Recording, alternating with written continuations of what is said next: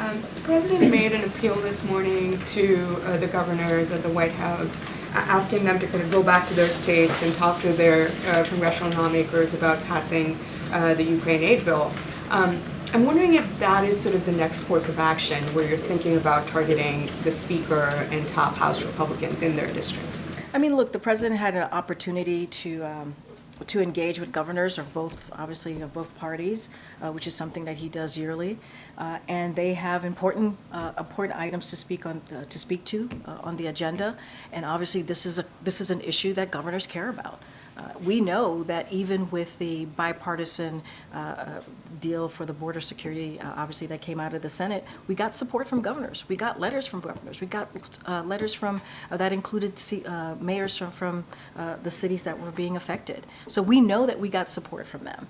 And so one way, obviously, to get the Speaker to do his job and put it on the floor and actually take it up is for governors to speak up as well.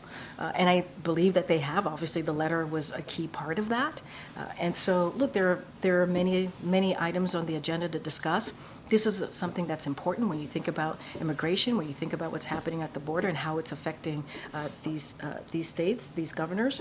So, yeah, I think it's important for one way the president to show leadership is to also say, and governors to show leadership, is to be very clear what this means to them, to their constituents back at home. Are you planning to follow up with them in the next week if they have had those conversations? Well, we've been in regular touch with governors. Obviously, there was $1 billion that we were able to secure to help governors deal with the migrant situation, the migrant issue over the past several months. So we've been in constant communication with governors, with mayors, and so those conversations continue. What you were able to see is the president leaning in and showing how important it is to move with the bipartisan deal as it relates to the border, obviously border security, and also obviously the national security supplemental. Since we are speaking about the two-year anniversary tomorrow of Ukraine being attacked by Russia.